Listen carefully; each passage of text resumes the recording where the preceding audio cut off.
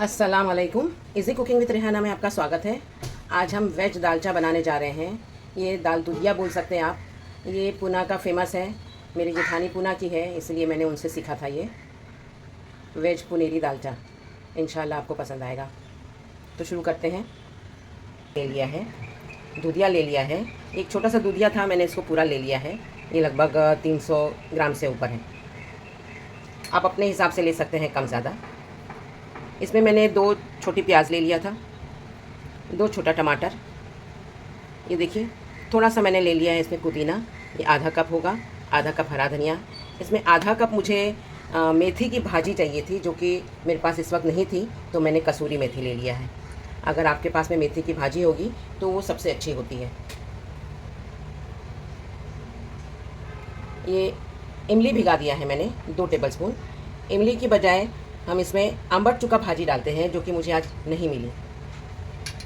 अम्बर चूका भाजी भी आप जितना पुदीना लिए हैं उतना अगर अम्बर चूका भाजी लेते हैं तो इमली बहुत थोड़ी सी डालनी होती है, या तो नहीं भी डालिए, क्योंकि वो भाजी खट्टी होती है।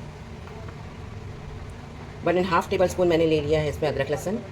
1 टीस्पून नमक लिया है और 1/4 टीस्पून मैंने हल्दी लिया है। हाफ़ टी स्पून नमक और 1/4 टीस्पून हल्दी मैंने दाल में भी यूज़ किया है। इस कप से मैंने मेजरिंग कप से सिर्फ तुअर की दाल ले लिया था और उसको धुलकर अच्छे से हल्दी नमक डाल के इसको मैंने कुकर में लगा दिया है। ये 1 टेबल स्पून मैंने कश्मीरी लाल मिर्चा पाउडर और उसमें थोड़ा सा मैंने सादी लाल मिर्चा पाउडर ले लिया है। 1 टेबल स्पून भर के मैं धनिया पाउडर ले रही हूँ। और ये 1 टीस्पून गरम मसाला पाउडर है। ये 2 टेबल स्पून मैंने ले लिया है ये सूखा खोबरा, जो है, जो मैं भून के ग्रेट करके भून के रखती हूँ। ये हम सबसे लास्ट में डालेंगे। अभी हम बघारने की तरफ चलते हैं। ये देखिए, मैंने इसमें तेल डाल दिया है। ये इसमें मैं थोड़ा सा जीरा डाल रही हूँ। ये देखिए, 2 दालचीनी, 2 छोटी इलायची और ये 2 तेज़पत्ता। और इसमें मैं डाल रही हूँ ये प्याज।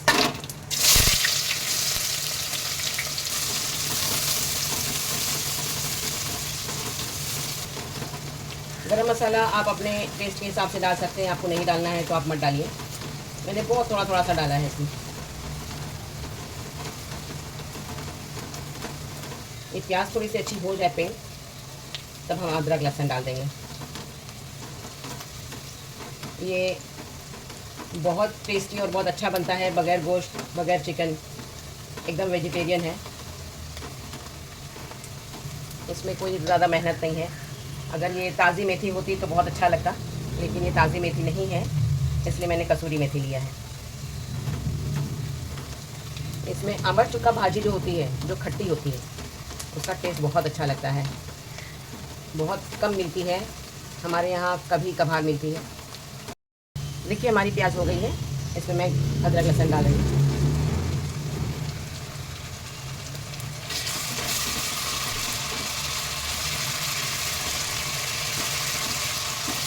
दाल भी हमारी हो गई है।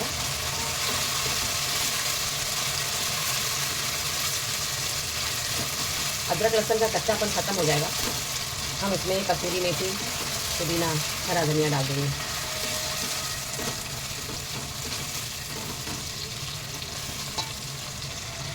ये देखिए, कसूरी मेथी 1 टेबल स्पून लिया है।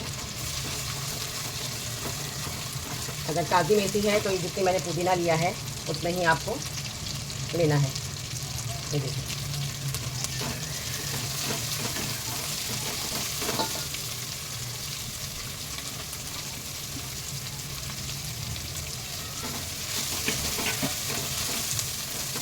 मैं इनको स्लो कर देती हूँ।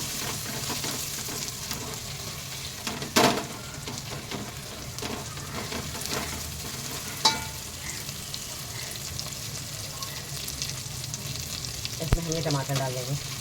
टमाटर सिर्फ 2 लीजिएगा।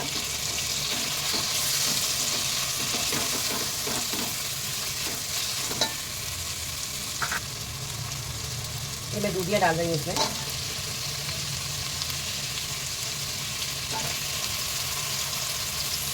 दूधिया मैंने अलग से बॉईल नहीं किया है। जितना मसाले में भूनता है उतना ये ज़्यादा अच्छा लगता है।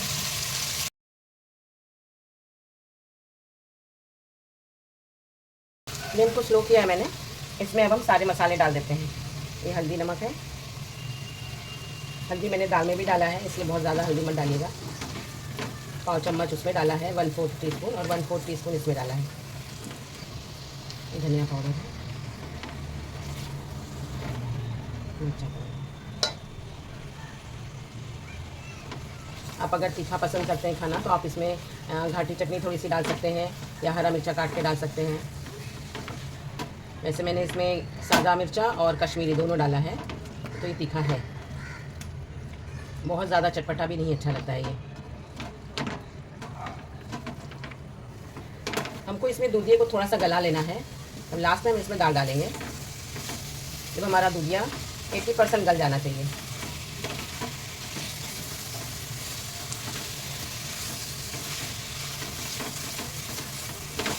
ये मैंने गरम मसाला भी डाल दिया।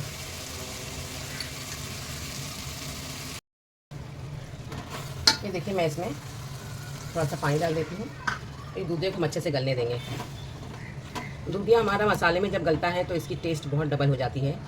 इसको उबाल के डालने से ये फीका फीका लगता है, अंदर से ये इसका मसाला जो है उसकी टेस्ट नहीं आती दूधिया में, इसलिए हमको दूधिया को थोड़ा गला लेना है। स्लो कर दिया है मैंने और इसको ढक देती हूँ। ये दाल हमारी एकदम अच्छे से गल गई है।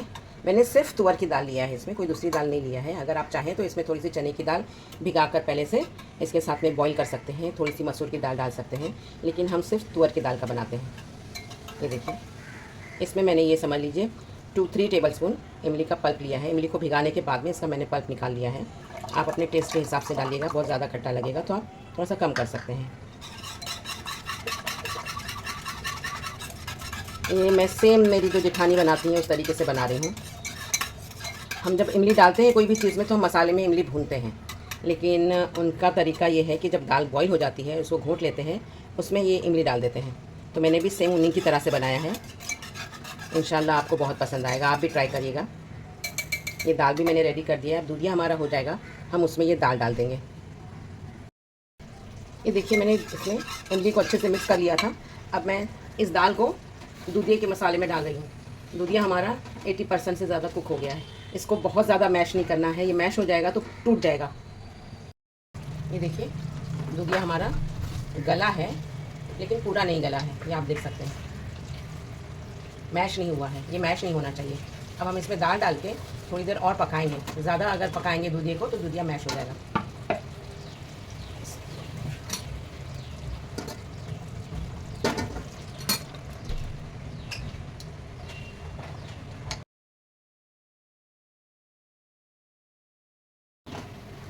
इसमें इमली का खट्टापन या अम्बर चुका का खट्टापन बहुत ज़रूरी है, तब जाके इसकी टेस्ट बहुत अच्छी आती है।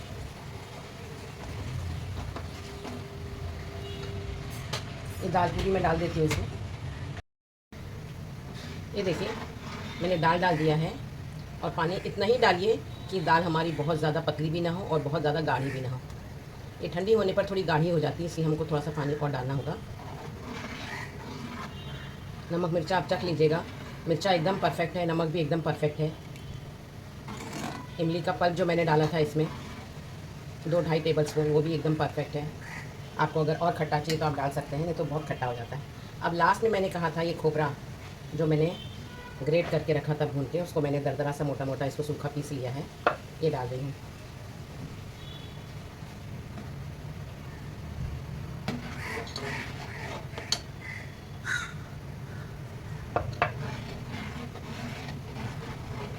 बहुत ज़्यादा नहीं डालना है, मैंने सिर्फ 1.5 टेबलस्पून इसमें डाला है।